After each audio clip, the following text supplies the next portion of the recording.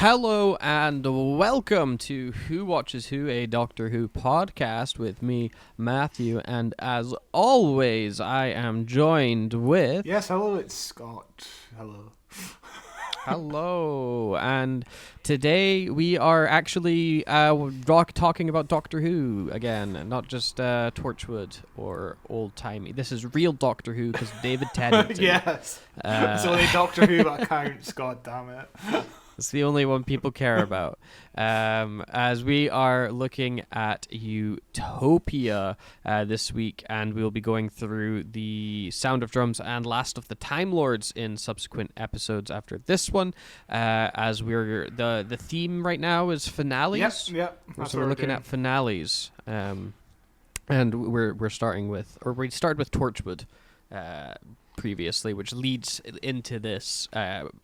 In a really interesting way with Captain Jack, which is it honestly takes me out of the episode with that Torchwood lead in more than it does before I saw it. Totally. We'll get into that when the Torchwood cliffhanger implies the TARDIS landed in the Torchwood hub because Captain Jack immediately vanishes. There's no grabbing the hand. There's nothing like that.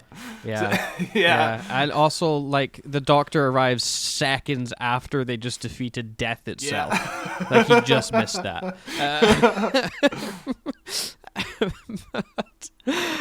But this episode that we are about to watch and go into, Utopia, first aired on the 16th of June 2007. A banger year for everybody going around. This was interesting for this period of the finale of Series 3. Gordon Brown is days away from becoming Prime Minister, taking over from Tony Blair, which happens on June 27th, which is a few days before the finale. And it's also an election-themed season final. That's what a coincidence. Yeah. That's crazy. Yeah, it's insane. So it was in the air was change and political maneuvering because that was the first Prime Minister I remember is Gordon Brown. I don't remember Tony Blair at all. Yeah, I was too young for. But I remember Gordon Brown. I don't remember Gordon Brown either. To be honest, I think David Cameron is the first Prime Minister I paid somewhat attention to. Yeah. Oh, yeah. David Cameron's the first one I paid attention to, but I remember being a kid and seeing on the news, like, Gordon Brown, the Prime Minister, and being like, I don't know what that means. And you were 20 at this time. Yeah.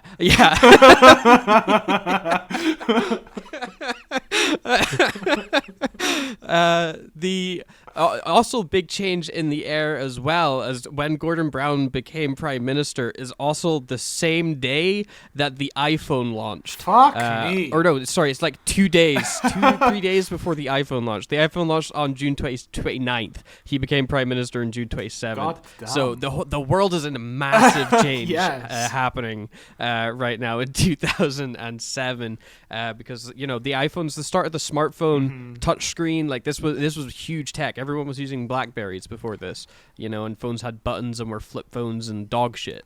And we're also just a few weeks away from like one of my most anticipated movies of all time, The Simpsons movie. I think that came out July 7th. Oh, yeah. So everything's happening this summer. 2007 is a year that did not stop. The Nintendo Wii was selling out everywhere. It was currently the number one selling console at the time because everybody and their fucking nan had a Wii. Literally. Yeah, my nan I brought over my Wii on Christmases to my nan's house just because I was bored. I wanted to play the Wii. And she got hooked on Wii Sports and she bought her own Wii just to play Wii Sports Bowling. Yep. Insane. It was just a revolutionary machine. It was absolutely everywhere. Iconic time. Loved the Wii. But let's turn our attention to what people were going to see in the cinema on this day. I have both the UK and the US's. They're different. The UK's one becomes the same as the US next week. Okay, so this was a huge year in the summer for the third in a trilogy. We had Spider-Man 3. Oh, yes. Pirates of the Caribbean 3. We had, what else was it? Yeah. I just had it in my brain. Now it's gone. Something else. We had something else. Spider-Man 3. Spider-Man. I keep wanting to call it Planet of the Pirates. Planet of the Pirates 3. Oh my god! God, I just had it in my brain. Before. I was just thinking of it. It was another third movie. It was Shrek the Third. Shrek the Third. Yeah. Okay. Yeah. Well, I will say that this one is not a 3, but it is a 2 for the United States. 2007, second movie. Yep. It'd be I would presume a family blockbuster kind of type movie, right? Sure. Yeah. It's the type of movies that. Let me see. I wrote. I've got some clues here. It's. Do I want to say? It's MCU adjacent. Oh, so it's a Marvel movie. Is it Ghost Rider? Yeah. Is it the set? No, but same sort of. You're in the right sort of Punisher? ballpark with that sort of like shit tier. Okay, but it's a bit higher than that, but it's not good. Remember, it's a number 2. No, it's a number 2. Oh God. Oh fuck me. I would argue that they've not really had that many. They've had some. They would continue to get. They would reboot this series, and it would be dog shit. And then they would reboot it again, and it would be like. Oh, okay. Fantastic Four too. Okay. It is Fantastic Four: Rise of the Silver Surfer in the United States. Not a great movie. I just rewatched this movie like last year in the lead up for the new Fantastic Four movie. I don't think none of these movies are great. The most enjoyable one is the most recent one, and that's just it was fine. It was okay. And even then, it was like okay. Yeah, it was. I think the Silver Surfer is probably the worst one. It is garbage. Really? Worse than Fantastic? Trash. Fantastic has some decent ideas. I like the body horror elements to Fantastic. But it's just so like it's like a one location, low budget trash film, you know. Rather than the great space hopping adventures of the Fantastic Four.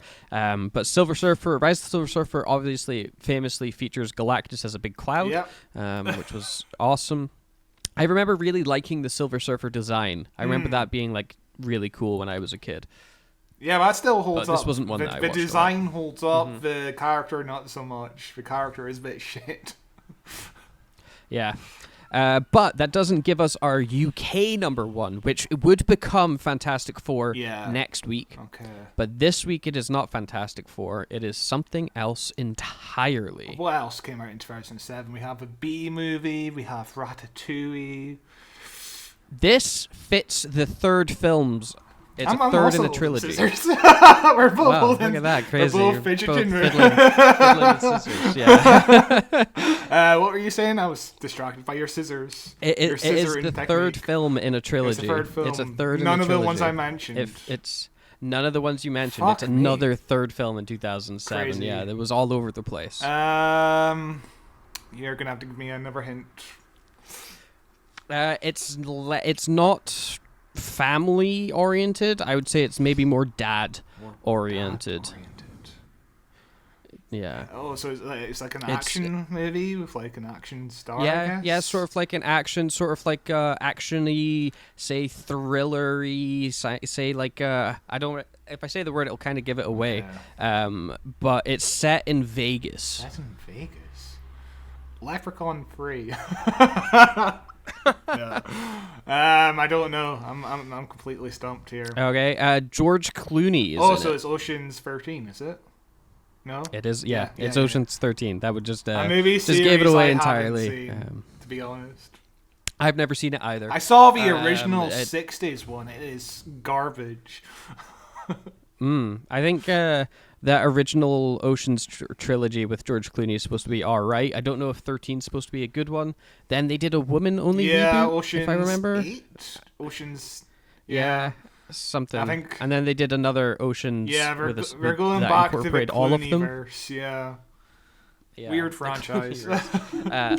Yeah, but that was dominating in the UK. It was number one at the box office for just this week. It didn't reach number one again after that because Fantastic Four came and knocked it off its spot. And that is all I've got for On This Day. It was a big day in tech. It was a big day in politics. It was a big day in Doctor Who because I fucking remember watching this episode live and it being just one of the best experiences I've ever had. Edge of my seat. I still, like, it's imprinted in my brain watching it and being like, oh my god, oh my god, oh my god, it was incredible. Yeah, 2007 and 2008 were the peak Doctor Who time for me as a kid, you know, like just two banger seasons in a row. Iconic time. This episode was written by Russell D. Davies and directed by Graham Harper. That's all you need to know. We're just about to jump into it. Okay, let's jump in, shall we? So our episode begins with the Doctor and Martha landing in Cardiff because they need to refuel the TARDIS, which is a thing that they stopped doing after this series. Yeah, this is the last time.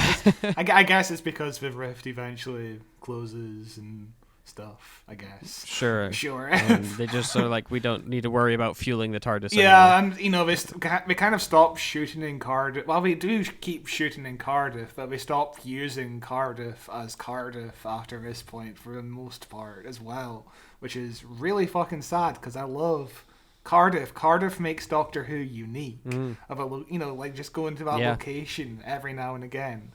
Like, we went to Cardiff in 73 yards, but it was more like countryside Cardiff, which doesn't count, does it? No. But yeah, they land there, and the Doctor makes mention of how the rift has recently been opened.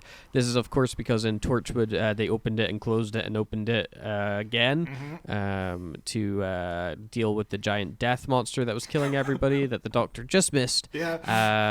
And Captain Jack comes running, as is the lead-in from that Torchwood finale that we watched, where he goes running after the Doctor, and we talked about it earlier in this episode. He jumps onto the TARDIS. The Doctor sees him coming and is actively like, oh, well, time to fucking go, because he doesn't want to hang out with Captain Jack.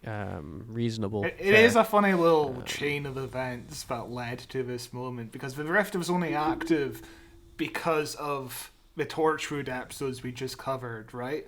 And that leads to the TARDIS going all the way into the year, whatever this year is, to meet the Master, which then causes the Master to go back in time to 2007 to become Prime Minister. So fucking Owen, it's all Owen's fault for opening the fucking rift in the first place, right?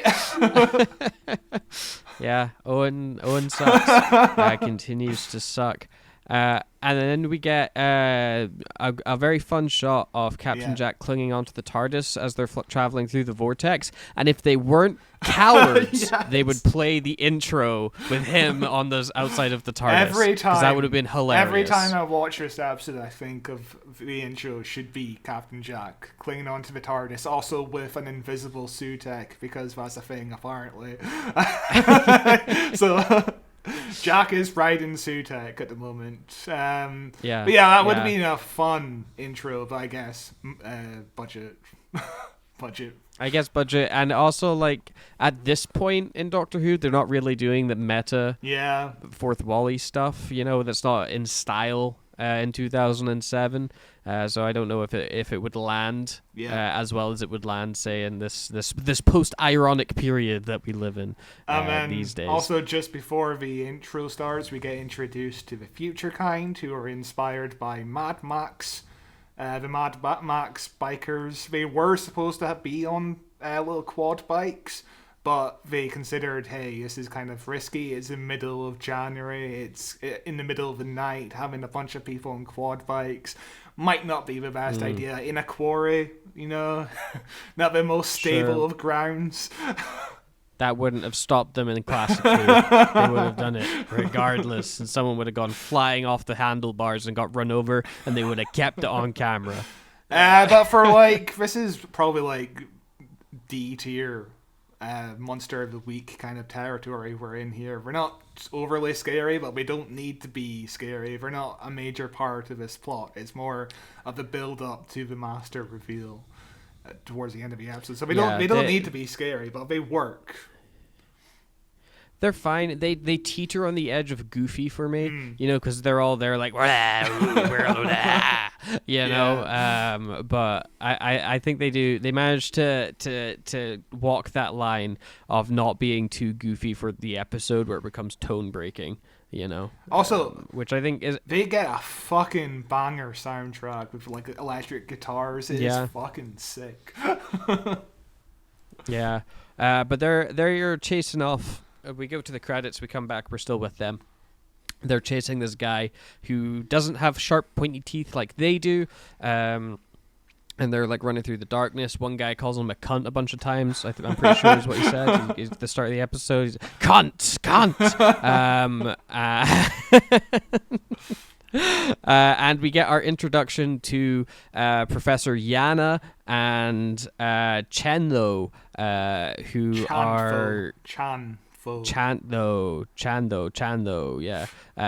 Who is fine. She's a cool bug lady, and she starts she's like, Chan, this is how I start my sentences though, which they have a lot of fun with doing that. And Professor Yana is, you know, he's the master, but as the professor, what he is, he's very, very likable, very classic Doctor coded. Yes, absolutely. Very, very early Doctor coded. He is dressed in like Edwardian kind of robes, you know, like the outfit is Edwardian, which is what most of classic Doctor Who was. So he's mimicking every Doctor to this point in his outfit, and it's also a clever way of fucking hiding the fob watch in plain sight. You see the little rope for the fob watch the entire episode, and you know, as a kid, I'm not picking up it's the fob watch from Human Nature. I'm not picking that up. Yeah, no, same. It just blends into the outfit so well. It's a very, very clever way of planting that, or like showing us without actually showing us, you know. But he's performed very well, instantly likable. I think he's very, very fucking fun. Good. And partly Derek Jacobi was so happy to be on set. He says when he got the role, he says, "I've been around for a long time, so there's few ambitions left. But I do still have them. One of which is Doctor Who, and one of which is Coronation Street." So that was his two must-do roles in all of fiction, to do Doctor Who and Coronation Street. I don't know if he did Coronation Street. But must have. Of course, Surely this isn't the first time he's played the Master on Doctor Who. We've actually covered an episode before, Scream of Ashoka, the 2003 animated webisode, where he plays a robot Master who is kind of changed to the TARDIS as the Doctor's slave, kind of. Yeah, there's a weird episode. It was of Doctor Who really related stuff. But I enjoyed it. Yeah. It's all canon now. We covered it. I enjoyed it for what it was, and it kind of is canon, weirdly. Yeah.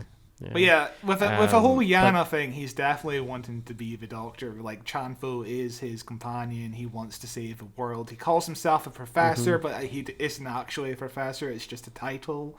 He's dressed in Edwardian clothes, and he is just the Doctor. He is wanting to be the Doctor. It's great.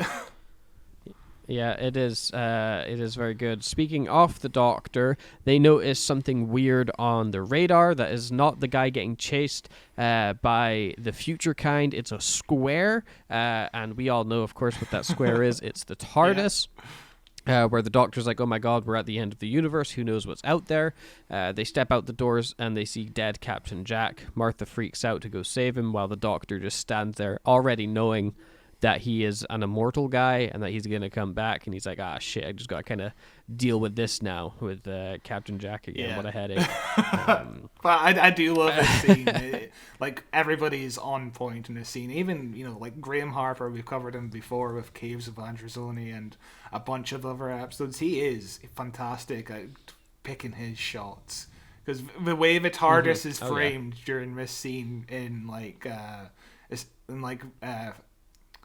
in like establishing shots is really fucking good. It's just like in like the dead center of the screen. It is beautiful to look at. I love the blues of this scene as well. I know it's weird to say, and when they get closer to life, it becomes orange. It's like really good color grading throughout this whole episode. There is, and this is a fun scene when Captain Jack bursts back into life, because this is his first time with David Tennant as the Doctor. Because last we saw Jack was way back in series 1, I believe, when he gets killed by the Daleks and then brought back to life by Rose. The Doctor says that he left him behind on purpose, or maybe that comes a bit later on. Yeah, I don't remember. They kind of explain the reasons throughout the entire episode. It gets hinted at towards in multiple scenes, which really works because you're interested, you're intrigued, even if. Like, if you're an old viewer, you're fascinated as to the reason why the Doctor left Captain Jack. Because I remember watching Parting of the Ways thinking, why did he leave him? And I think the reason they come up with in this episode makes a lot of sense. He's like a fixed point in time. He was supposed to die. The TARDIS rejects him at in every fibre of its being, but then it's completely fine in Journey's End, I guess. I don't think it gets brought up again. It gets over it, it gets over it. Yeah. It's also, I think, like, if you've not been watching Torchwood, which I hadn't been up to this point, you don't really know Jack's immortal. Yeah. You know he came back. Yeah. Like you saw series 1, but you don't know the connotations of him coming back. That means that he can't die. So which obviously they go into every fucking episode in Torchwood, but in this one, I think they do a good job of introducing you to that idea immediately. Captain Jack said, "Oh, he's back again," and then they retell us that a couple times just so that we can get it in our heads that Captain Jack's an immortal now. Which this would have been my first exposure to Immortal Captain Jack as well. I remember being really excited when he showed up on screen again, being like, "Oh my god, that's Captain Jack! No way!" Because I remember watching the cliffhanger to the end of Torchwood season 1, and I was disappointed, but it didn't immediately pick up. In Doctor Who, I was like, "Have to wait 10 more weeks for Captain Jack? It's not going to get addressed in episode 1." Yeah.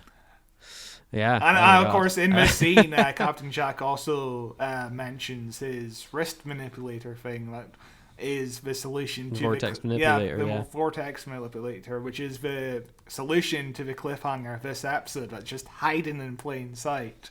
Like, of course, that makes perfect sense about how they could escape this planet at the end. Yeah.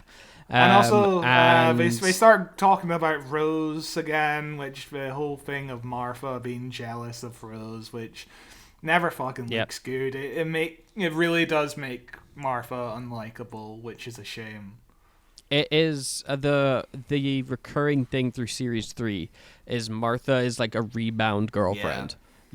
Like the Doctor's hanging out with her to try and get over Rose, but he's not really giving her the time of the day, and she's pining after him the whole time, being like, why don't you love me like you loved her, Doctor? And it gets really irksome because they can do so much more interesting stuff. Yeah. Like, Martha's a doctor, like she's training to be a doctor, traveling with the Doctor, and they touch on that every now and then, but it just so quickly revolts back to, I love you, Doctor. Who are you? They do touch on her being a doctor more than they touch on Yaz being a cop, because in this episode, Martha tries to bring Jack to life immediately. It's, at least they remember she has a job, she is training to be a doctor.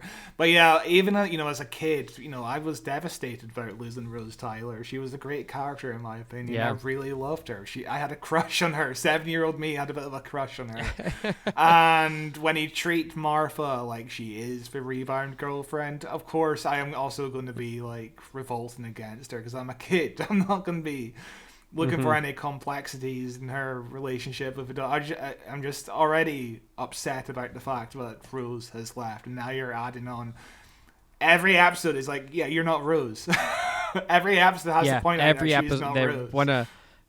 I want to remind you that this isn't Rose we're traveling with. Remember how much better it was when Rose was Which here. is a huge shame, but at least she's written better than Belinda, who is also like the rebound girlfriend, of a yeah. doctor after he leaves a blonde girl. Well, Belinda was a different character at every episode, so it was. At least Martha didn't go off to have the doctor's baby. I'm glad about that. Yeah, she goes off to have Mickey's baby instead because they're so good together. But yeah, they had so much chemistry. This is where the most outdated line of the episode comes in, where the doctor scolds Jack and Martha for blogging about Rose and their lives. Yeah, stop blogging, you guys. Get it? It's 2007, and we don't really know what a computer is still. Yeah, it's a really badly aged line, but it's quite funny in how 2007 it is, which for the most part I think they do a decent job in this episode in particular, because it's set so far in the future. I don't think anybody looks like they're from 2007. No. There's no like haircut where like no one's got like frosted tips. I think by 2007 we were kind of outgrown with the frosted tips. I think it was slowly starting to phase out. That's more of a 2002 2000. I just rewatched Scooby-Doo from 2002. Frosted tips everywhere, man. It is insane. Hell yeah. I forgot how 2002 Scooby-Doo was. It is a banging time. It opens up with Shaggy and Scooby skateboarding. Hell yeah. A time capsule. But the doctor and that noticed the guy running, because they're like, oh god, who knows if there's any people alive on this planet at the end of the universe. And Jack's like, well, that guy looks like he's doing all right, as he's running for his life from a horde of future kind that are chasing him. They join in to try to save him. Jack goes to kill the future kind. The doctor's like, don't kill him, you dickhead. So he shoots some guns in the air instead, which gives them enough time to be like, let's go run to the safe space. A little bit of a chase action sequence. They get there. Behind the gates, there's a fun scene where he's like, show us your teeth. Yeah. I'll let you in. Show me your teeth, which makes me wonder later on how that lady with sharp teeth gets in. That we see hiding down. Maybe if the way through the gate is show me your teeth, where she's just like. So the master. Well, Yana implies that people will eventually become the future kind. So I'm guessing it's some kind of like zombie disease, kind of. Which I'm also thinking of 28 years later with the whole gate thing and looking at your teeth. That is how they handle it in 28 years later. So I'm guessing she came in and she wasn't fully infected. She appeared relatively normal. She came in, started feeling the effects. I don't know. Yeah, that's just a theory, a game theory. It's a good way of thinking about it. But they get in through the gate. They scare off the future kind, and the guy's like, "I can take you to Utopia." Roll credits. Even the guard doesn't shoot at the future kind. He shoots at the ground instead. He shoots at the ground. Implies I don't know what it implies, but they're invulnerable to bullets. I guess I don't know. I think I don't know, because like if they were invulnerable, I don't know why they would stop. Maybe it's just that guy himself doesn't want to kill. Like he's just a guard that he's like, I don't want, like the doctor has to stop Jack being like, don't fucking kill these people. Maybe that guy just has more of a moral backbone where he's like, I'll scare them away, but I don't actually want to take anybody's life. The guard who speaks, by the way, got the job because he saw Graham Harper, the director, on a train, went up to him, said, I really fucking love the Caves of Androzani. If you ever have a job opening up, give it to me, please. And then he wound up getting this gig just as a minor speaking role in Doctor Who, which must have been such a fun day on set for him. Damn, what a cool guy. That's such a ballsy move to do. Respect it. We briefly cut to Yana again, where he finds out that there's a doctor of science coming in. He gets all excited. It's very cute. And then we meet the luckiest little boy in the world, who I'm not at all jealous about, who won a Blue Peter competition. Yeah, this is little John Bell, who won a Blue Peter competition to be in this episode. The finalists, so the Blue Peter competition was announced on the 16th of October 2006. On the 29th of November 2006, the finalists were whittled down to 3 on the Globe stage, which is where they also shot the Shakespeare Code. So And also the judges judging this little kid were Annette Badland, who played Margaret Levine, Andy Pryor, who is the casting director, and Richard Marson, who was the Doctor Who magazine writer at the time. So this is Andy Pryor has been up with this show since 2005, and he has a keen eye for these kind of actors. I don't think he has missed yet with like any major actors on this show. But of course, he obviously had a keen eye because John Bell went on to have an acting career after this.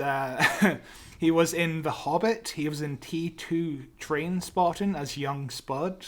He was in 25 episodes of Tracy Beaker Returns, and he's in 37 episodes of Outlander. So he has a pretty solid career going for him, which is kind of surprising that this came from like a Blue Peter competition winner. From a Blue Peter competition, is very surprising. Did you submit to this competition at all when it was out? I don't think we had the internet then, so I don't think we could submit to this competition. No. Yeah, I don't think I submitted to it either, but I do vividly remember watching Blue Peter when they announced it and being like, oh my god, that's so cool that someone's going to get to be on Doctor Who.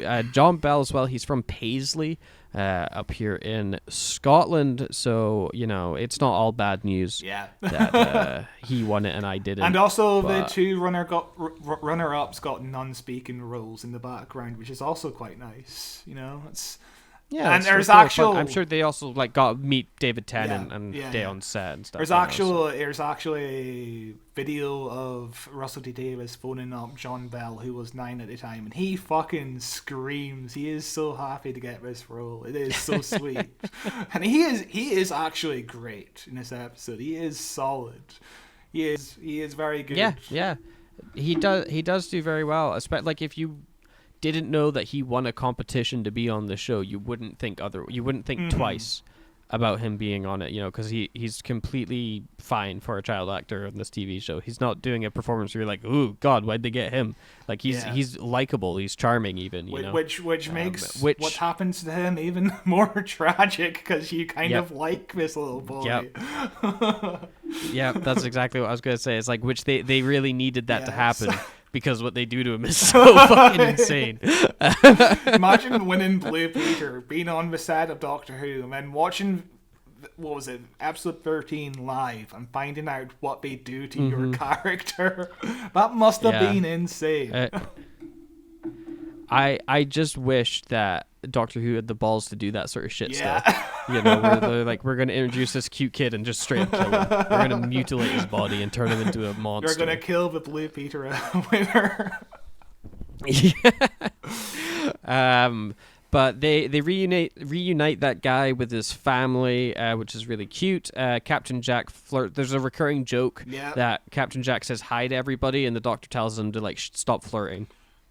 And which is fun. It's a fun little beat. Apparently they had a rough time translating Captain Jack from Torchwood to Doctor Who, but I think his character still feels identical. I don't understand what the big, because in Torchwood Captain Jack is never really a big swearer. He doesn't say bad words. He's mostly PG-13 with his language, and it's the same here. And also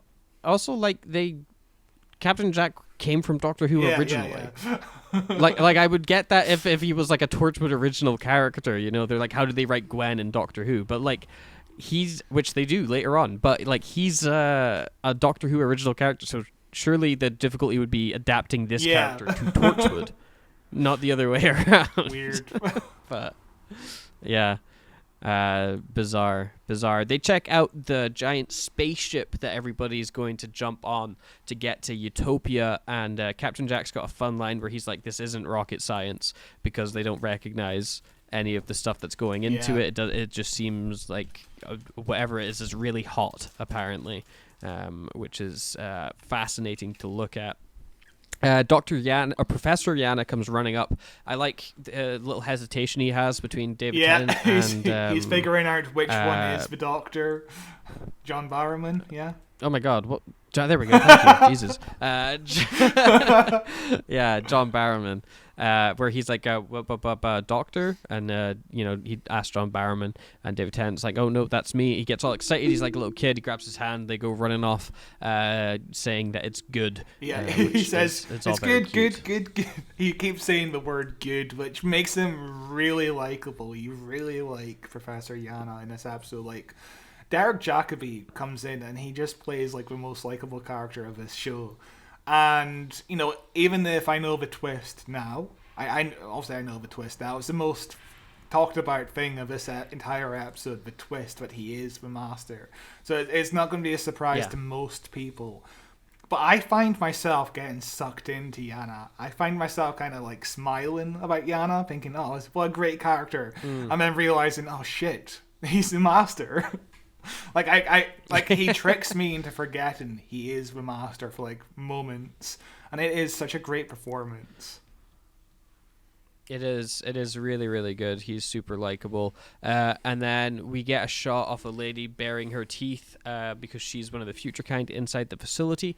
Doesn't really go anywhere. No. This future kind, because like they let the future kind in anyway when the master becomes the master to kill everybody. It's more of a Act 1 kind of cliffhanger than anything. Yeah. Yeah, it's just there so you can go, oh shit, something's gonna happen, even though like nothing's ever really gonna happen from that. Like that's, I would say, maybe the biggest criticism with this episode you could give to it. There is like no plot to this episode really. Like the plot to like this is just about that master reveal. This entire episode is an engine to reintroduce the master to us, but I think it does it so well and with these likable characters, and that twist lands perfectly.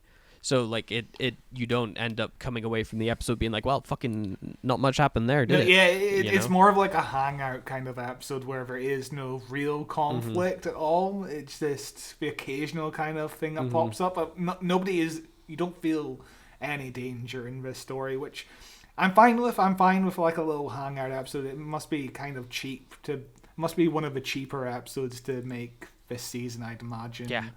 Because it is mostly in one location. It is a really good fucking set for like this is a great little set. But yeah. Oh, it's cool. Yeah, it feels really claustrophobic and sweaty, which they make mention of. They're like, God, it stinks in here. But yeah, I like this better than like what was the first Empire of Death or whatever the first episode was called from the season 1 finale. I like which also was just hanging around trying to build time up until that big reveal at the end where Sutek. Yeah.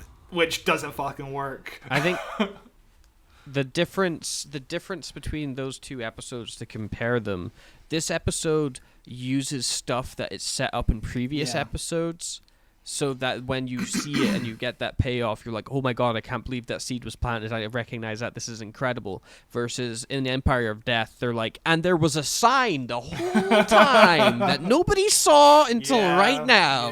Yeah. So like they don't build up anything in previous episodes so that you can make that connection as an audience. They're just like pulling a rabbit from a hat and being like, and that was in there the whole time. Isn't that amazing?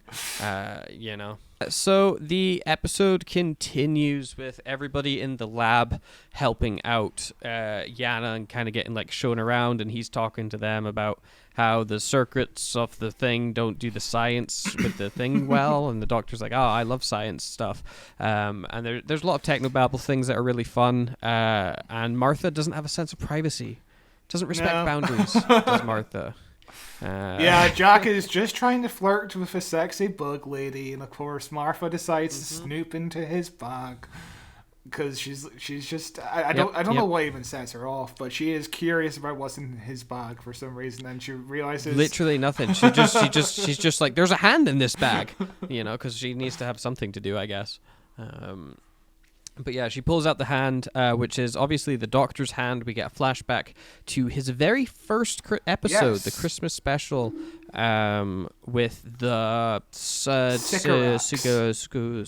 Sycorax, yes. Where he gets his hand cut off and then grows back a new hand.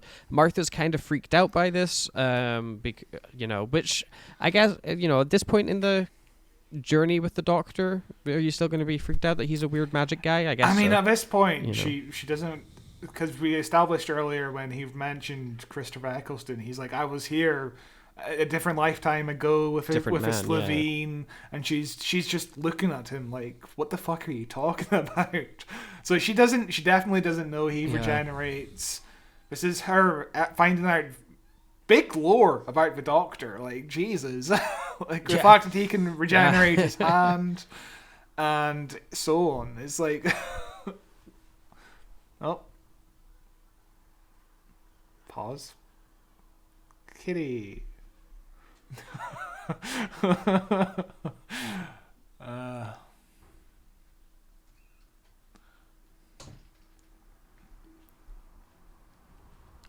Sorry, he was jumping up onto Beth's desk. Nice. Just kicked him But out. this is a kind of cute way of kind of establishing that Yana is paying attention to the fact that the Doctor might be a Time Lord, like, or something clicking in his brain, because Martha is just completely shocked, and the conversation kind of continues on for a bit, and it comes back to her, and she's just like, "Sorry, but you grew your own hand back," and she's still freaked out, and we see a shot of Yana just processing the conversation, like, something about this feels familiar, which is a really good use of coverage. It's like, you don't forget about Yana in this scene. We don't forget about any character in this scene. We all have our little moments of in the spotlight. It really works. And of course, we find out that Chanfo is the last of her kind, so making her death at the end of the episode even more tragic.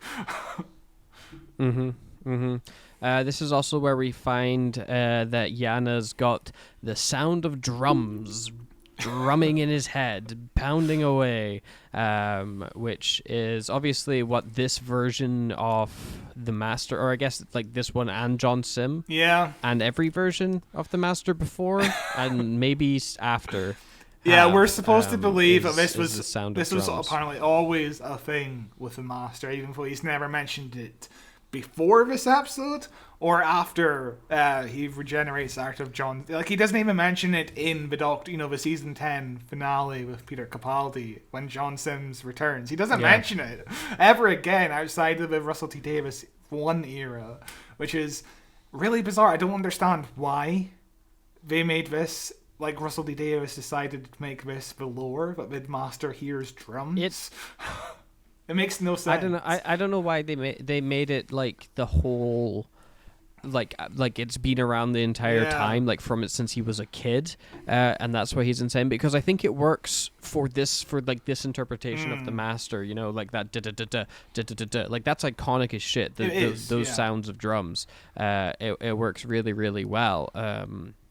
And maybe you could have like explained it away as like when the Master made himself human, like it the very idea of doing it drove him insane. You know, I think in the next episode, John Sims is like, the sound, it never goes away. Even when I was human, I thought it would go away, but it never goes away. So this is a thing he's been carrying with him his entire life, apparently, and it's never been mentioned. But we see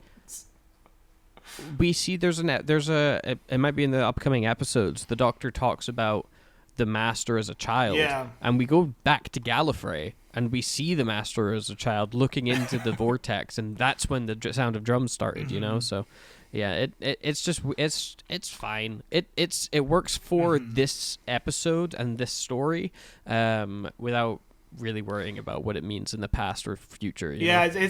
It's one of those things where Russell T Davies is changing the lore but ever so slightly, because this obviously never been mentioned before. It's the same thing with like the Celestial Toymaker. All of a sudden the Celestial Toymaker is part of the Pantheon and does that weird laugh. You know, it's just one of those things which I think it's more problematic now because it is more noticeable, but he's just changing lore without any reason to change the lore. Like the whole bi-generation thing, he keeps on changing the lore for no reason. There's no reason for bi-generation, and in the end, really, there's no rules. You know, you know, there's no rules. It's all nonsense. And it is but there should be. I'm not saying absolutely. that that's good, like.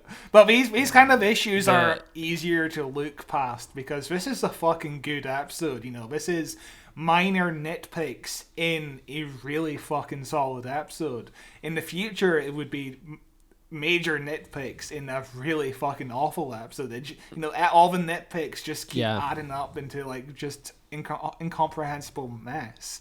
That's what Doctor Who is now. Mm-hmm. I don't know. I feel like you can get away with huge lore changes, like say the sound of drums, if the story it's presented in the wider context is compelling. Yeah. Which I think that this finale, like this is a compelling finale with interesting conflict and character dynamics. It gets a bit off the rails and goofy when the Doctor becomes Iona, but like it stays in that sort of like this is some really cool world building stuff versus like it feels more world building than world destroying. Which when Doctor Who starts going deeper in and changing the lore with the Jodie Whittaker era and then again with the Ncuti Gatwa era, like it feels like we're like, okay, let's just tear down everything we knew before.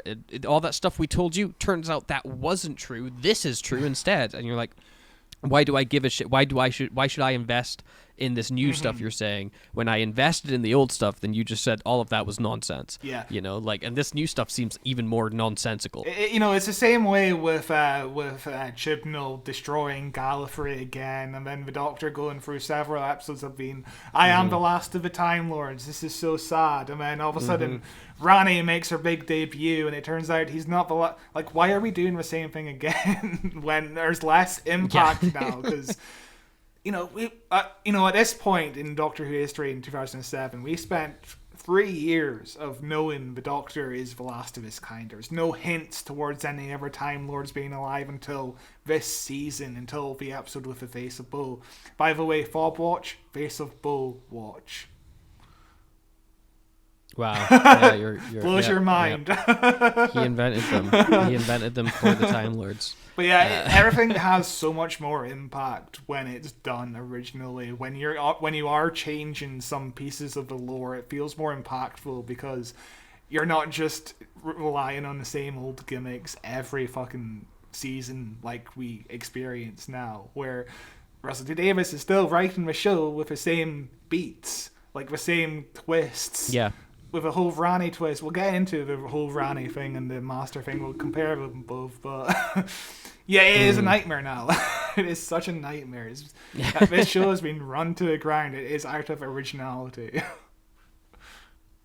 Yeah, but back into the episode, the Doctor fixes the science by wiggling his sonic screwdriver onto it. He's like, if I just sonic screwdriver this, everything works for some reason because I'm smart. Yeah, he has and the this line. Immediately sets off the rocket launch.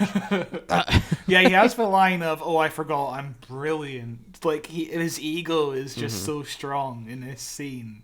But he never. I don't dislike the Doctor heavily, even though he is a bit egotistical, because it's still.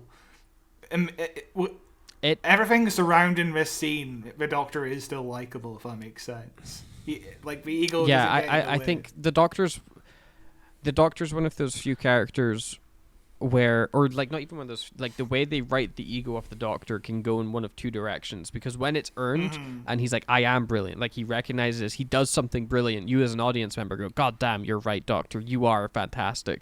And then when with David Tennant's Doctor especially, that's kind of his whole arc, isn't it? Time Lord victorious, kind of, where he's like, the laws of time are mine to fucking change, where that idea of I'm brilliant stops being we agree with you and starts being you're scary as fuck. I think that they toed that line really, really well with David Tennant's Doctor, with the idea of the egotistical Doctor, which we don't you get all the time with the Doctor as a character. I think he's inherently egotistical because he has to be the driving force of the plot. He has to be running into situations and going, I can fix this, otherwise he's not a hero, is he? He's just a guy. There's also a great scene with the Doctor and Yana. I think it's just after this one where they're just talking about how Yana would be celebrated if he was born in a different time because of his scientific knowledge, which is really sweet. This is the kind of shit you were talking about when we did the commentary of Dalek's Master Plan. I don't remember why it came up, but it's just the idea of the Doctor and another person just geeking out about science, just enjoy. Like, the Doctor's never a scientist enough these days. I miss the Doctor being excited about science. I miss the Doctor and like being like, wow, the universe is awesome and science is how we can understand that.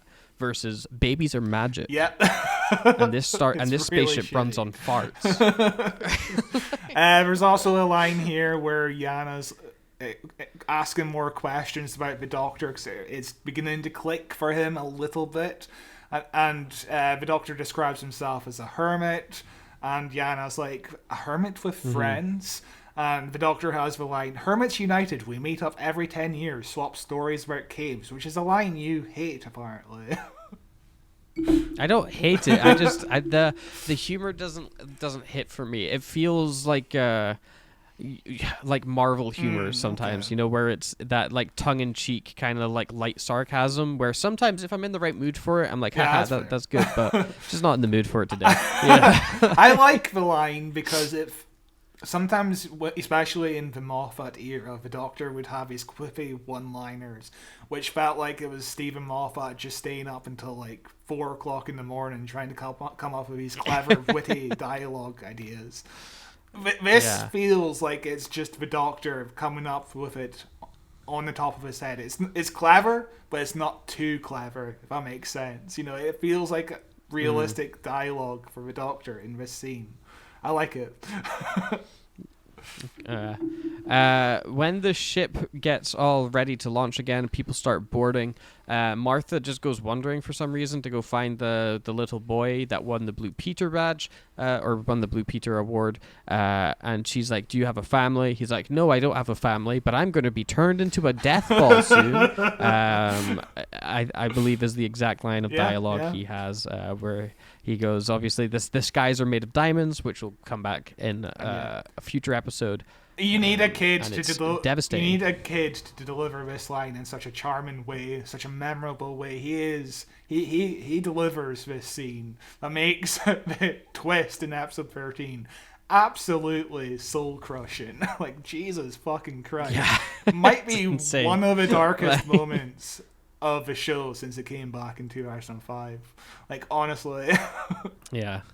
Grim. Yeah. It's it's brilliant. Absolutely brilliant. Then we get the scene where the Doctor tells Yana that he's brilliant and he's awesome. Martha gets a scene with Chan, though, where she's very much the Martha to his Doctor, because she's like, "You love him, don't you?" And she's like, "Yeah, but he doesn't know." And Martha's like, "Oh God, tell me about it." Like that it's I don't know, maybe it's just to highlight the similarities between them so that when we get that master reveal, we can see how he treats his companion, which is, "I'm just going to kill you." This scene very much reminds me of An Unquiet Dead, where it's Rose Tyler and Eve Miles who plays Gwyneth in that episode. And remember Gwyneth, she's like the companion. Related to Gwen. Yeah. So we're just separated from the rest of the cast, and we're like talking about different stuff. And like in this scene in Utopia, it's about how Chan Fo has to start every sentence with Chan and end every sentence with Fo. And she kind of breaks that conditioning by saying no, just the word no without any Chan or Fo, which apparently is kind of like a swear in her culture, etc. This scene just reminds me of An Unquiet Dead, where it's Billy Piper and Eve Miles just talking about like their attraction to men and all that, and like Billy Piper is talking about a guy with a cute bum or something, and Eve Miles is completely shocked by that. I think that scene was handled so much better in An Unquiet Dead. It's basically the same scene. Yeah, I liked this scene though. I do think it's cute when she's like, it's like swearing. It is. And Martha's like, "Oh, go on then, do a swear, say a swear for me." This scene works. It humanizes the bug lady a bit. And she only has like maybe less than 5 minutes of screen time, and you feel her death at the end. You feel devastated that she is dead. Like, heartbreaking. Yeah. Yeah, and she doesn't die in a very nice way either. And this next stuff is where the Tooth Lady comes back, because I forgot what she did, because she doesn't really do much of anything. They're getting ready to launch the ship. They need to do some stuff with tubes or whatever in the radiation room. Guy goes in, Tooth Lady starts smashing up machines. Oh no, stuff's going to go wrong. Radiation, super radiation leak. They just shoot the Tooth Lady dead, if I remember correctly. And the guy turns to dust. He gets Thanos. That's doing it, which it holds up. The effects in this episode, for the like large chunks of it, like, it's completely fine. You can tell when it's a green screen and when it's like dated CGI, but it's still completely serviceable, and not that far off what bad TV CGI looks like these days anyway. If not, it's better still. For 2007 on a TV budget, there's a shot coming up in the next episode, which kind of blows my mind, because it would have been so hard to do in 2007. These are like state of the art, especially for British television. We're not especially known for like our special effects on television. We're not doing like Battlestar Galactica kind of type shows in the UK, are we? So this is really fucking. I wish this looks solid. A lot of it is set extensions, which I think is the best way to do special effects like these, where it's we're on a real set for most of it, and occasionally we'll kind of zoom out and we'll make a big scene CGI. It just looks solid, and these are also the same biohazard suits used in End of Days, the Torchwood episode we covered last week, which is a fun little reuse. Nice bit of budget saving. It absolutely is.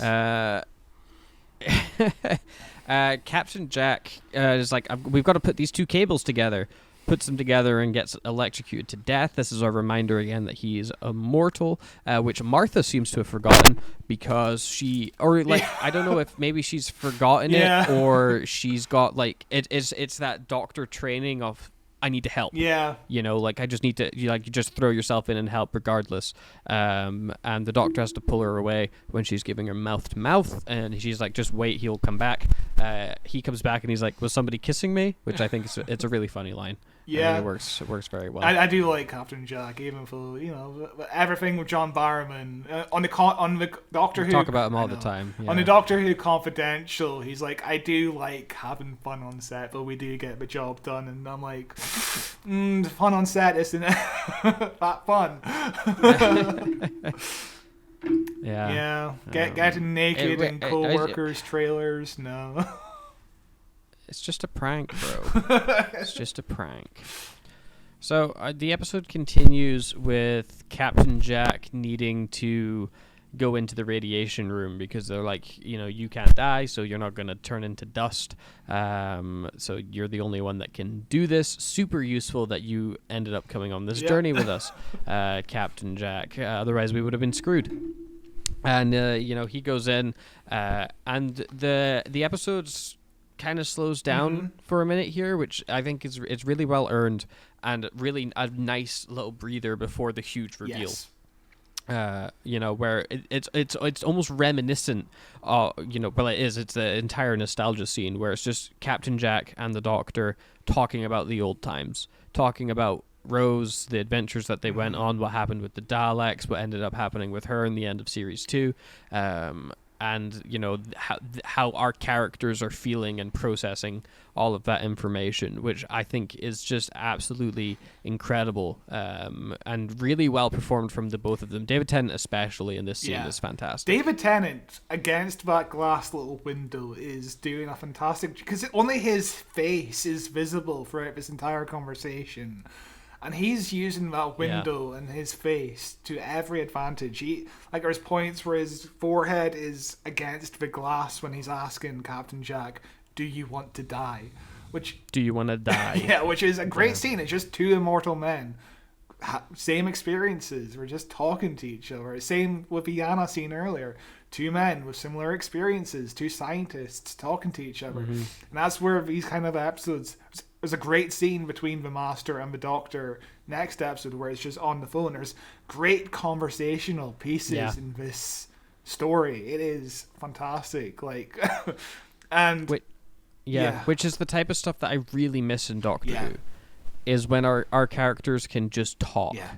Talk about their feelings, talk about, the moral complexities of whatever. Like, they're just talking. They're pros. Like, it allows us as an audience to empathize with them, understand Yes. where they're coming from, versus more just, I'm evil, blah, pachoo, pachoo, And it cheapens the episode in terms of like budget. It's just two people standing talking to each other, but it's shot in such a great way. It is written in such an interesting way. Captain Jack says he if you've seen the episode, you understand the whole conversation. It's just Captain Jack explaining the points where he found out he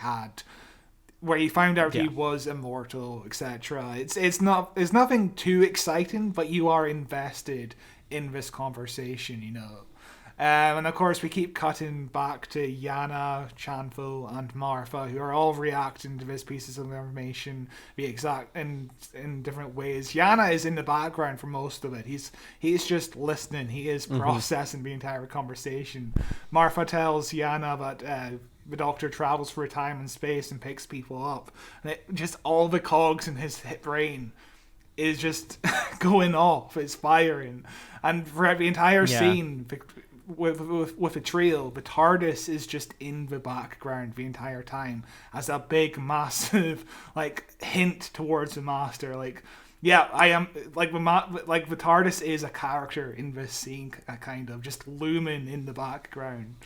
It's so fucking good. Yeah, no, it's really good. I really like when Yana's standing there just listening, and he's crying. It's like he doesn't quite know why he's crying. All of this information, his brain is recognizing it, but it's not connecting why it's recognizing it. He's having that emotional reaction in his subconscious brain, but doesn't know why in his conscious brain. Martha's reactions to it is she's just got a pouty face. God, every time Rose's name is mentioned, they cut back to Martha.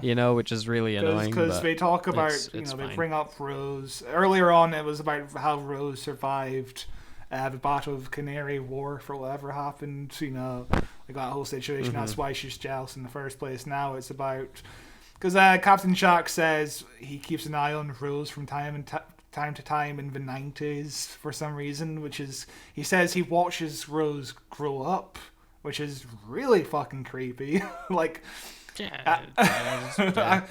feel like this was kind of pulled from Buffy and Angel, because the character Angel goes through the same thing with Buffy when he watches her from the shadows as a teenager before, when she's just become a Slayer, as a 16-year-old girl, just watching her from outside school, which is fucking terrifying. It's best not to think about it. And also, this is where we find out more about, even the TARDIS reacted against you, tried to shake you off, flew all the way to the end of the universe just to get away from you. This is a decent explanation of why the Doctor left Jack in the first place.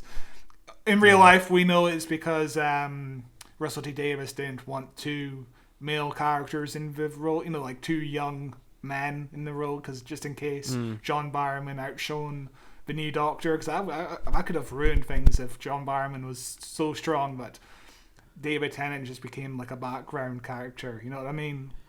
Yeah, I get that. Also, at this point, Captain Jack is Doctor coded anyway. Long coat, charming, immortal. Fake name. He is his own version of the Doctor, and he gets his own show, which I think works for him as well. We also, in this scene here, we build up to the watch reveal with Yana, which I think is just wonderfully done. He's got this big speech where he's like, "Oh, I've had this watch my whole life. I was just found with it, and just kind of talking in vague stories with it, because it's like the perception filter's on it, so he knows about the watch, but he kind of doesn't at the same time, And Martha's like, "Why have you never opened it or looked at it?" Because obviously she remembers the watch from Human Nature. She recognizes it as the Time Lord watch fob, and we're like, oh my god, holy, the music kicks in at the reveal, and it is edge of your seat, holy fuck, what a reveal this is, that there's another Time Lord. That's crazy. That's absolutely crazy. And she goes running off to the doctor, and I love the doctor's reaction to this. One of my favorite things in Doctor Who is David Tennant, or not David Tennant, but the Doctor in general's reaction to, say, the Master, or whenever another Time Lord comes up. It is always that empathetic, like, I don't want to be alone. If you just stop what you're doing, we can start again. We can we can be in the universe together, and we can travel together, and everything's going to be okay. Which you get less with the Rani. They never really touched on that with the Rani at all. No, with the whole Rani thing is, when we do meet the Doctor, it just becomes exposition about what the Rani's plan is, and we never have a conversation where it's just Time Lord to Time Lord having a conversation about being the last of her kind, what that means to them. It's all exposition. Yeah. It's really awkward.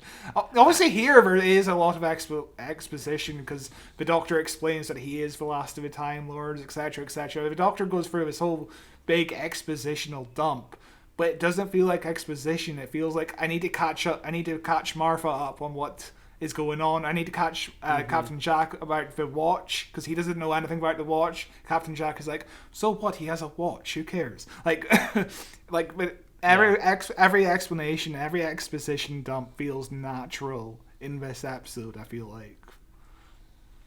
Yeah, no, it really does, for sure. And I like the relationship with the Doctor and the Master. I think culminates perfectly with Missy and Capaldi, where she does end up traveling with him for a bit, and they do try to patch that relationship, and it goes south and whatever. And again with Jodie and the Master, you never got that sort of just stop what you're doing, Master, like, we're alone, we could travel together, because instead he's like, you're in me, and the reason I regenerate is because you're the timeless child, and that makes me mad, and I'm going to talk about it forever. And they don't have that sort of emotional impact that you got with this version of the Doctor and Capaldi's version with it. It's crazy that Matt Smith never met the Master, but it is crazy. Kind of good. It is kind of crazy, But yeah, Martha runs off from Yana. She doesn't even attempt to grab the watch, which I feel like would have been a better move in this situation, because Professor Yana is not even holding onto it very tight. He's just kind of waving it in front of her face, kind of. Okay, maybe it is kind of a rush of the moment kind of situation. I guess it's attached onto his jacket. I guess, but like the. But in hindsight, Martha could have been like, "Hey, I could take this to the Doctor to see if he can know how to open it. Let me take it to the Doctor." Or take the Doctor to him. Be like, just wait there. I'm going to get the Doctor. But he's going to open it. Or come with me. Yeah. We've got to go see the Doctor right now. But yeah, David Tennant is like furious at the same time when Martha's telling him, because he he wants to believe that this is a Time Lord watch, but at the same time, like, what if it is? What if it, she's like, what if it's a Time Lord? He's like, it could be great if it, depending on which Time Lord it is, you know? He's also frustrated in a scene, because it is a high octane scene where the Doctor and Jack are also trying to get the rocket ship to launch successfully with all the humans going to Utopia. It is a fast-paced scene. It is wild how quick-paced this is, and it never... it never feels like it doesn't feel like there's any dead weight. It just feels like it's constantly moving, and you're just on the edge of your seat. Just like, it is so well paced. Oh yeah. Oh, it's the next 10 minutes as we go into the end is just pure edge of your seat. Like, oh my god, oh my god, oh my god. We get a reminder here where, or the reveal, I guess, where the Doctor, as Yana's going to open the watch, he's remembering what the face of Bo said to him, of "You are not alone," and he goes, "You," cuts to the letter Y, R-A, not N, alone, A, Yana, and then it cuts to Yana, opening the watch and whatnot, and it's just badass. It's just so goddamn cool. The soundtrack is phenomenal. Everything is firing off on all cylinders in this bit, I'm in two minds about the whole face of Bo kind of tag. I don't like, but the face of Bo knows the future because he is Jack, I guess. But the whole "you are not alone" is very cryptic information to give the Doctor that doesn't really benefit the Doctor in this scene at all. Really? Like that whole... Sure, it's the Doctor... it's like Yoda-esque sort of like cryptic foretelling without telling. The Doctor... It's more for the audience than the character. The Doctor connects the dots just as he would have found out anyway. You know what I mean? Like... But it wouldn't have been as cool. You wouldn't have had as cool of a reaction. And for some reason, this episode is really big on the internet at the moment. Every time I look into a Doctor Who group, every couple of days I see references to Utopia, Sound of Drums, Last of the Time Lords. And just the other week, I saw a message saying, hey, Captain Jack is in that scene. Why doesn't he make any reference to the face of Bo? Like, to be fair, this is also like a big moment where he is getting a dump of exposition on his face. He's like, okay, the Fob Watch has, he's still trying to figure out the whole Fob Watch thing, so it is fair for him to not make reference to the fact he just heard the face of Bo's name. Also, he fucking dies. He's been dead 3 times in like the last 12 hours. He just woke up from like a 3-day dirt nap. Like his brain cells probably haven't fully regenerated yet, to be fair. You can explain it away however you want, but somebody needs to be fired for that blunder. Like it's too egregious for anybody to get away with not noticing that. With Yana, he's now the master, and he is letting the future kind in. There is a fucking great scene where he is just holding the watch, and he's kind of holding the watch, and he's circling, he's kind of feeling the grooves of the watch, and he's just holding it. We hear lines from like previous masters. We hear Anthony Ainsley's laugh. We hear Roger Delgado, a line from Roger Delgado from the Daemons, which is the exact fucking same trick Russell T Davies would later use 16 years later in the season 2 finale, where Omega comes back, and the whole cliffhanger is hearing lines from the original series and from Big Finish with people saying the words Omega, which it's the same fucking cliffhanger. This is so much better, though, because it is shot like an actual TV show. Like, the cinematography looks great in this episode. Like, there's a shot where there's like a big magnifying glass kind of thing, and we open up a shot on that of the Master kind of like being splintered, the 2 personalities coming out. Like, there is some great shots in this fucking episode. Yeah, there really is.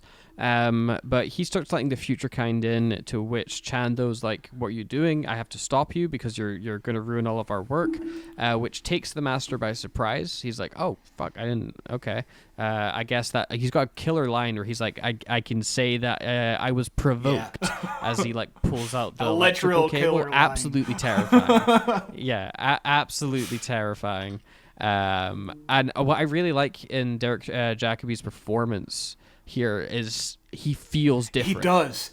Like, as the Professor, he feels likable. He's got a warm presence to him, and now he's cold. He's a killer. He's intimidating. He's scary. Look into his eyes. His eyes are just dead in his performance as the Master, and it is fucking terrifying.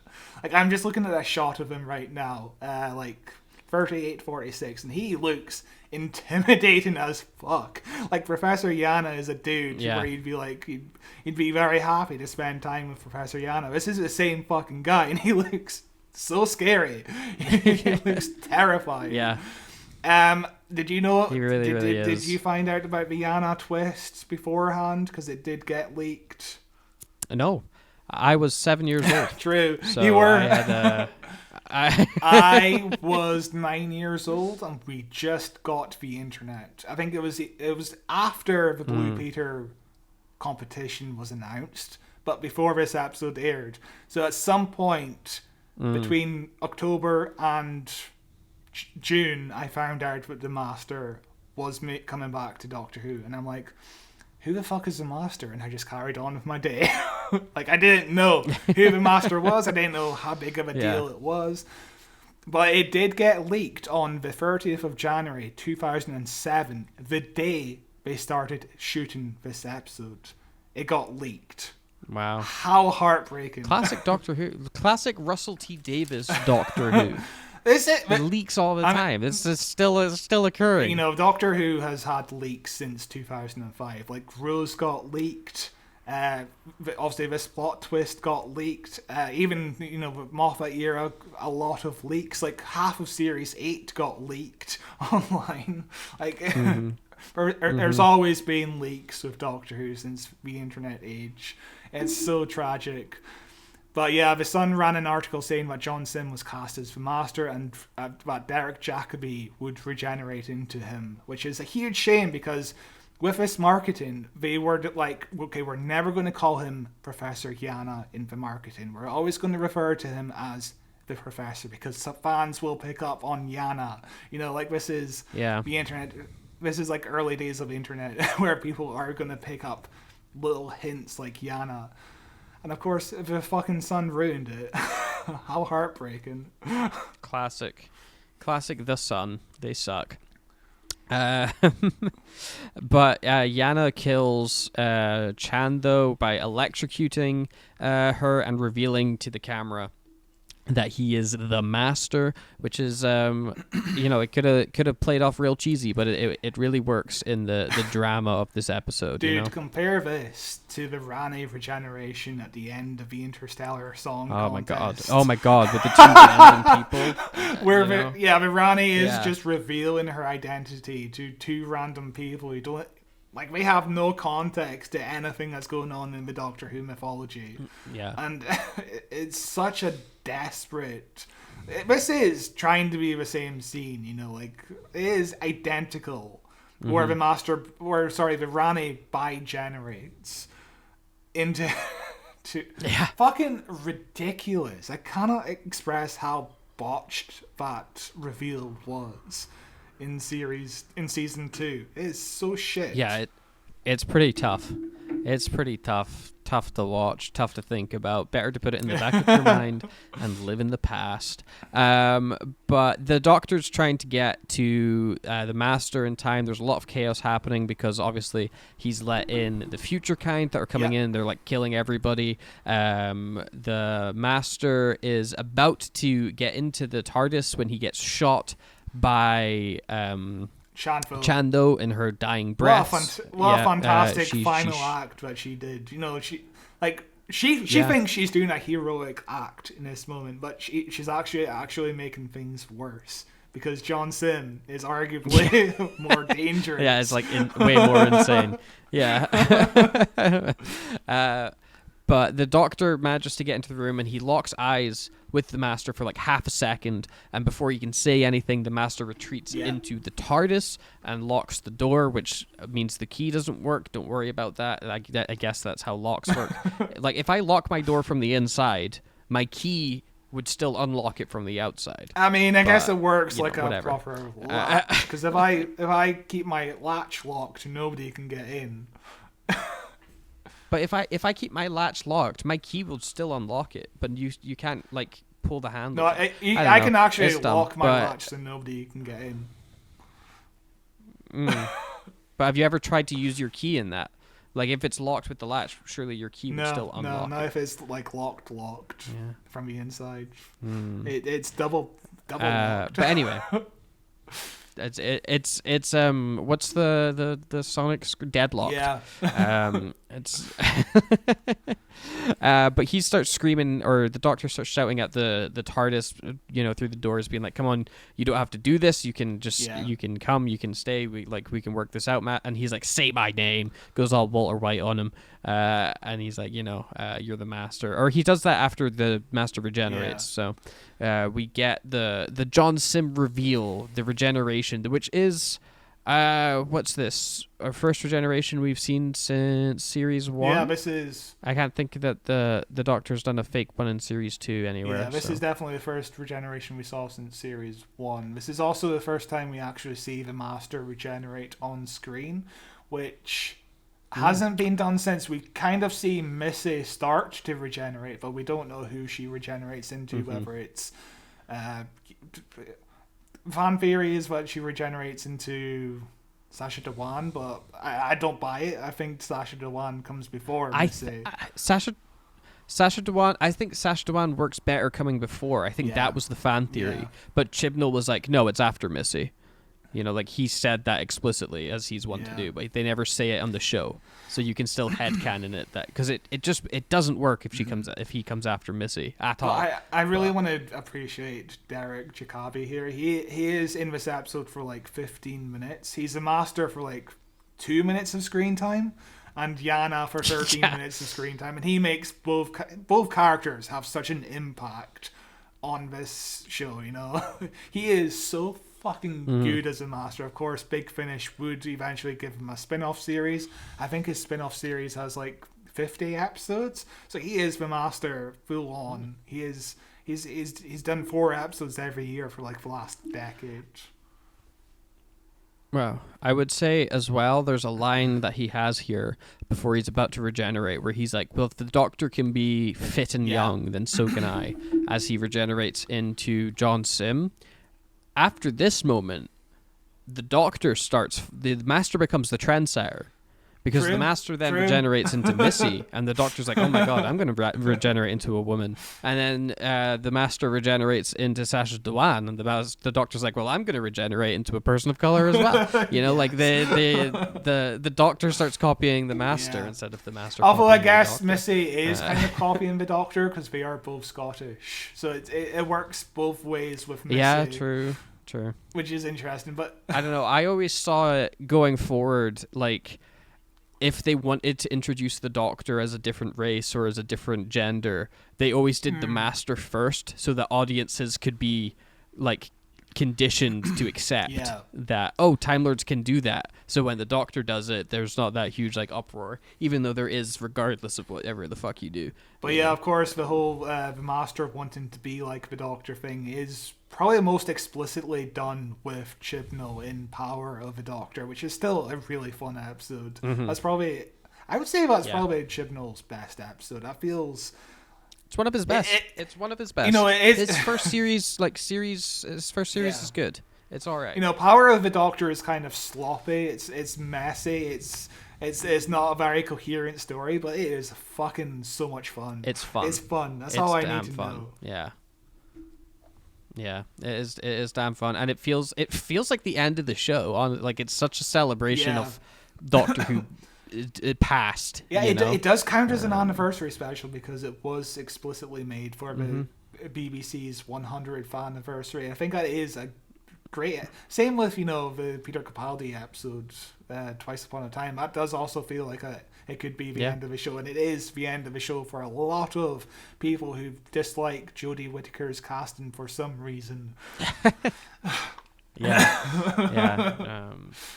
But whatever. The Master ends up like turning on the TARDIS and running away as the Doctor like scans it with his sonic screwdriver, standing all seriously.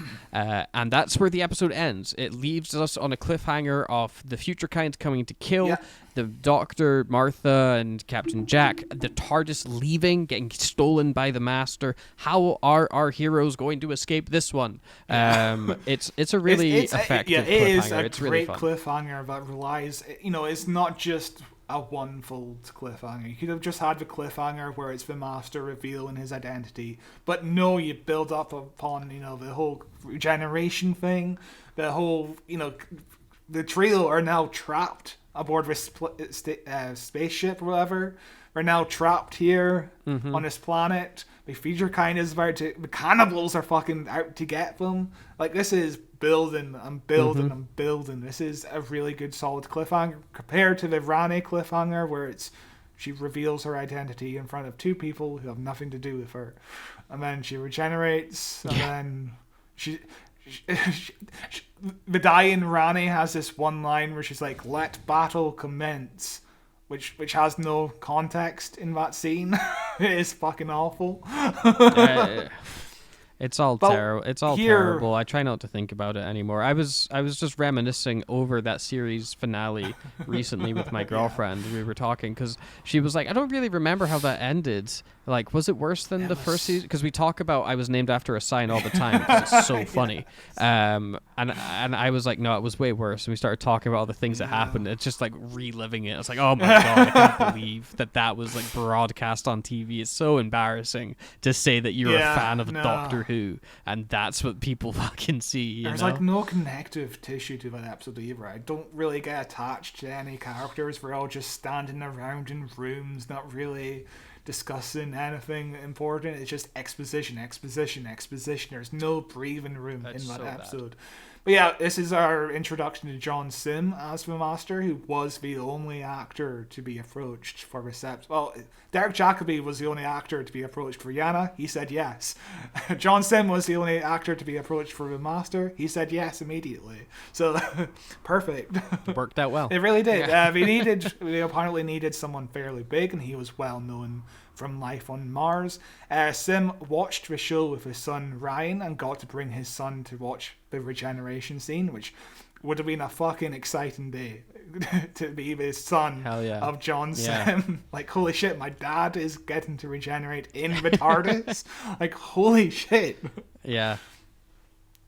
But yeah, he was very cool. very, very excited to be the Master. And he is, I don't like the characterization too much, but he is excellent with the character of the Master that he was given. You know what I mean? He delivers the script really well. I don't like the characterization, but it's not on John Sim. And he is really good in the Series 10 finale. That's where I think his Master really shines. Yeah.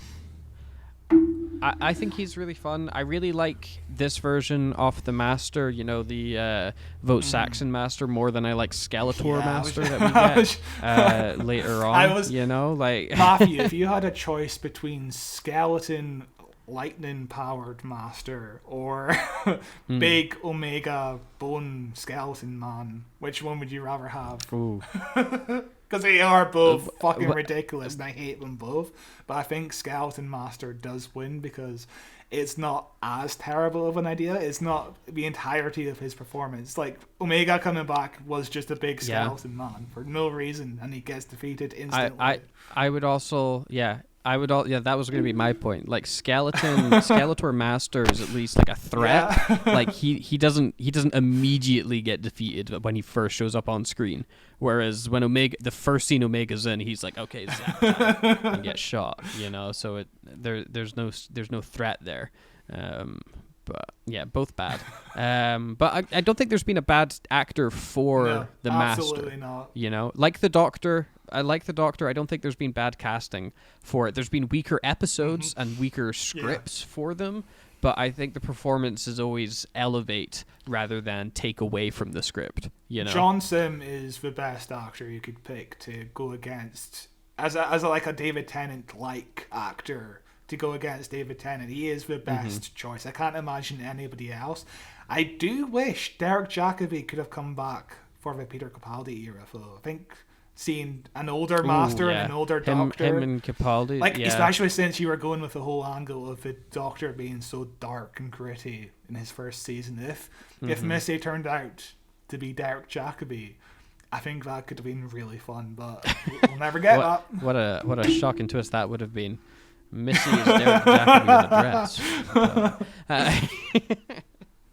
As much as I like, she's one of my favorites. I absolutely adore Missy is a character who I have problems with the characterization, especially in season 8 and 9. But Michelle Gomez is fucking perfect. She is so good. I think she might be Derek Jacobi. She might be second to my favorite performance as the Master in the modern era. I'm not counting Roger Delgado because Roger Delgado is still number one. I think. Maybe it helps Derek Jacobi's performance that you don't get a lot of him. You know, like this, the episodes never have a chance to make his master goofy or make him do something weird or like extravagant that doesn't quite fit, because he's just in that one scene where he gets to be intimidating, he gets to be scary, he gets to be the master. Whereas like Missy, you know, she's in like a fucking whole season plus of the show, so like there's a lot more opportunities to tweak and nitpick at her characterization. I really want to get into the War Master box set, but as his retroactive name, obviously, because it's the War Master, the War Doctor. It all fits together. It's his, yeah. But I really want to get into his series, because he apparently is really fucking good as the Master, which I buy. You know. But the problem with Big Finish is it's so fucking expensive. I'm going to look this up. How much is one box set of the War Master? You need to look up when the next Big Finish writing competition is, by the way, we can do that. £30 for each box set, and there's 12 of them. That's over £300. That's so much. That is for audio dramas as well. Like they're high quality audio, but they are audio drama. There's no visual. There's no interactive. It's a podcast. You know, it's an audio drama. It's insane. Fuck. They really need to come up with I'm sorry. I remember Billis Manger from Torchwood. One of the most recent War Master box sets from November 2023 has Billis Manger and the War Master together. And Professor Yana Master. I need to share this to you. Wow. This box set cover. What? I want to listen to this one. Like, this looks like a banger box set. Oh, wow, look at that. Three old men. It does look good, though. Although, what I would say, Big Finish need to come up with like a Netflix-style subscription. Like, I'd happily pay £10 a month, or even and get not even an unlimited supply. Like, you just get a selection. Yeah. You know, like they have the podcast where they release some weekly ones, but you don't get that freedom of choice that it makes it easier to drop in and off. But they would get some money from me if they had a subscription. They're not getting any money from me because I don't want to pay 30 quid plus per thing. You know? The difficulty is £30 for 4 episodes. It's very fucking steep. But even though I would enjoy this, I would fucking enjoy this. It is so expensive to just get into Big Finish, because I have Big Finish box sets sitting on my phone, and they are great from what I've listened to, but just so expensive. Even if they did like an Audible kind of subscription service, whereas like you get a credit every month and you can buy something, but get one. It's a shame. But that's our Utopia review. Keep an eye out for that big Finish competition, because we do working on that and change Doctor Who lore for the better. But that is our review of Utopia, which I think is a really good episode and leads into a really good. It's basically a 3-parter finale, and it's just outstanding. It holds up really well. It's one of the best. Season 3 in particular of Doctor Who is a banger of a series. It's superb.